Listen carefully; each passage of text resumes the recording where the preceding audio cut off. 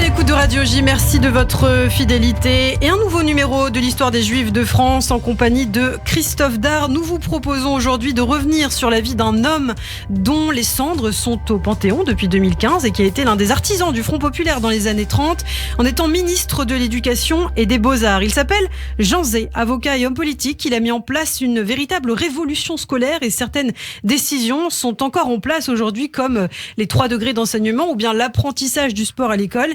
Eh bien, c'est aussi Jean Zay qui a institué le CNRS et même le Festival de Cannes. On va en parler. Hélas, celui qui deviendra résistant pendant la Seconde Guerre mondiale connaîtra une fin tragique. Christophe, nous allons donc faire ce matin la connaissance de Jean Zay, né dans une famille juive à Orléans en 1904. Et son père, Léon, est le directeur d'un journal radical socialiste issu d'une famille juive alsacienne venue plus précisément d'Andratsheim dans le Bas-Rhin. Comme beaucoup de juifs, la famille a quitté l'Alsace en 1871 lorsqu'elle est annexée par l'Allemagne après la défaite de la France. Sa mère est protestante. À Orléans, Jean Zay mène de bonnes études. Il obtient un prix de composition de littérature, puis un prix de philosophie. Et Jean Zay effectue des études de droit. Il devient avocat au barreau d'Orléans. Parallèlement, il s'intéresse très tôt à la vie politique. Antimilitariste, il s'inscrit à 21 ans au Parti radical, puis il entre à la Ligue des droits de l'homme et devient franc-maçon. En 1932, à seulement 28 ans, il est élu député du Loiret sous l'étiquette radical socialiste. L'un de ses amis est Pierre Mendès France. Dès cette époque, il est en but aux attaques déjà de l'extrême droite, tant il incarne tout ce que les maurassiens, les partisans de Charles Maurras, les antisémites détestent sous le nom de ce qu'ils appellent les 4 États confédérés de l'anti-France, le juif, le protestant, le franc-maçon et le métèque. Pour le discréditer, l'extrême droite publie un poème, Le Drapeau, que Jean Zay a écrit à 21 ans et dans lequel il exprime son dégoût et sa colère face aux milliers de morts de la Première Guerre mondiale. Voici ce qu'il écrit. « Laisse-moi, ignoble symbole, pleurer tout seul, pleurer à grands coups, les 1500 000 jeunes hommes qui sont morts. Et n'oublie pas, malgré tes généraux, ton fer doré et tes victoires, que tu es pour moi de la race vile des torche-culs. » Eh oui, l'extrême droite, notamment antisémite, se servira souvent de ce texte, donc antimilitariste de jeunesse, pour l'accuser d'antipatriotisme. Au début de l'année 1936, Jean Zay, étoile montante de la politique, est nommé sous-secrétaire d'État à la présidence du Conseil dans le gouvernement d'Albert Sarraut. Quelques semaines plus tard, au printemps, le Front populaire, l'Alliance des radicaux, des socialistes et des communistes emportent les élections législatives. Jean Zay est lui-même réélu député. Le 4 juin 1936, il est nommé ministre de l'Éducation nationale par le nouveau président du Conseil, Léon Blum. Et dès son arrivée au ministère, il veut réformer le système éducatif. Il veut garantir l'accès de tous à l'éducation. L'une de ses premières mesures, c'est de prolonger l'obligation scolaire de 13 à 14 ans. Il veut aussi limiter le nombre d'élèves par classe à 35. Il veut mettre la culture dans les programmes et il rend l'éducation physique obligatoire. D'autres mesures sont prises, comme la mise en réseau des centres d'orientation professionnelle, la création du comité supérieur des œuvres en faveur de la jeunesse scolaire et universitaire. En fait, c'est l'ancêtre. Il en a de ce qu'on appelle les Crous. Il tente aussi de créer une école nationale d'administration, mais le projet de loi qui donnera naissance à l'ENA ne verra le jour qu'après-guerre. On peut donc dire qu'on n'avait pas vu un ministre de l'Éducation nationale aussi actif depuis Jules Ferry. C'était quand même une 50aine d'années plus tôt.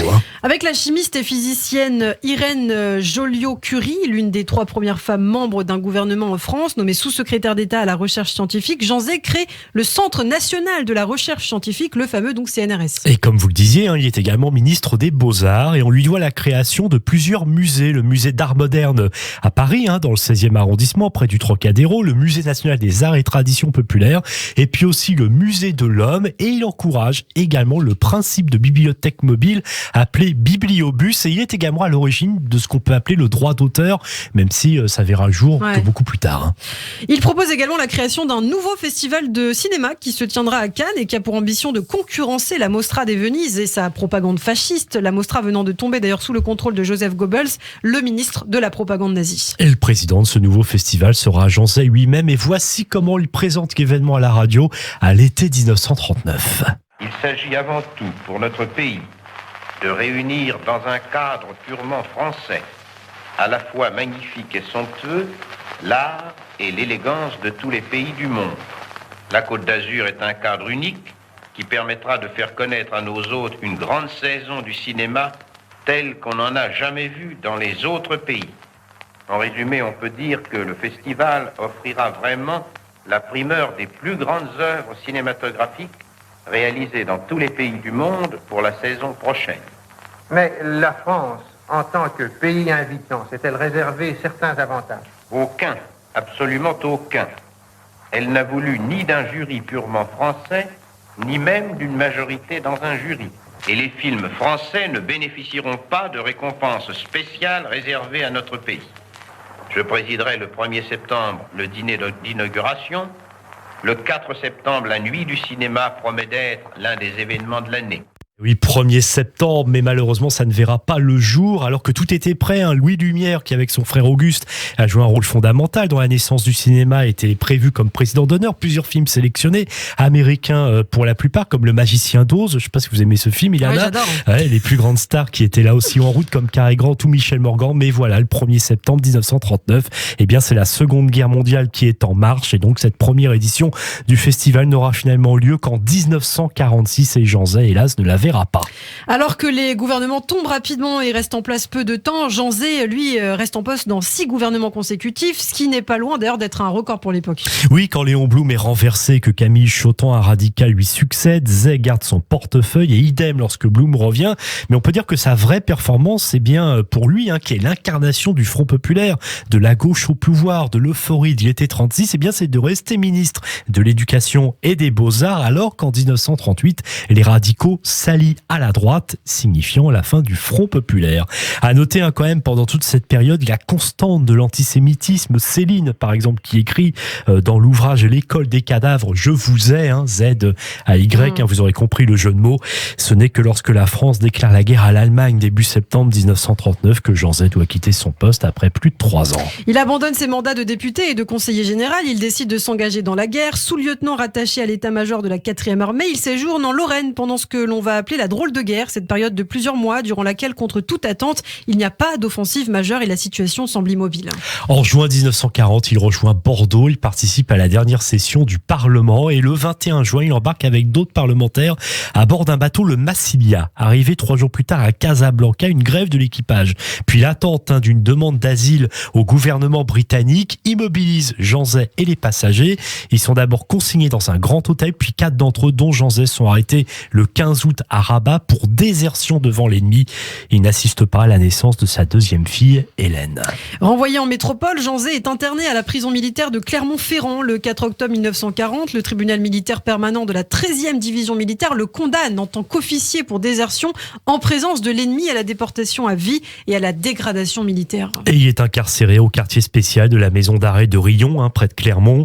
Jean Zay partage sa cellule avec un jeune homme de 21 ans, un étudiant au séminaire israélite de France, futur rabbin de Lille, Édouard Gourevitch, qui est entré en résistance. En dépit de son incarcération, Jean Zay peut continuer à recevoir régulièrement sa femme Madeleine et ses 2 filles, Catherine et Hélène. Alors dans la soirée du 20 juin 1944, 3 hommes viennent le chercher à la prison de Rion. Ils se font passer pour des résistants qui ont pour mission de lui faire rejoindre le maquis, sauf qu'en fait, ce sont 3 miliciens chargés de l'assassiner. Et c'est près d'une carrière abandonnée dans l'Allier au nom lugubre de Puy du Diable que Jean Zay est tué. Il avait 39 ans. Les miliciens le déshabillent, lui ôtent son alliance, jettent sa dépouille dans une crevasse et lancent des grenades pour cacher le corps par des éboulis. Ce n'est plus que 2 ans plus tard que l'on retrouvera sa dépouille enfouie sous des pierres. On ignore alors d'ailleurs qu'il s'agit de Jean Zay. Les restes sont déposés dans une fosse commune. Ce n'est qu'en 1947 qu'ils seront identifiés. Jean Zay est inhumé au cimetière d'Orléans en 1948. Son assassin est condamné aux travaux forcés à perpétuité en 1953 et sera libéré, 2 ans plus tard. Le 21 février 2014, le président de la République François Hollande annonce le transfert des cendres de Jean Zay ainsi que celles de Pierre Brossolette, Geneviève de Gaulle-Antonios et Germaine Tillon au Panthéon en tant que grande figure qui évoque l'esprit de résistance. La cérémonie de transfert de ces cendres a lieu le 27 mai 2015, journée nationale de la résistance. Merci beaucoup Christophe pour ce portrait de Jean Zay. À très bientôt pour un nouveau numéro de l'histoire des Juifs de France.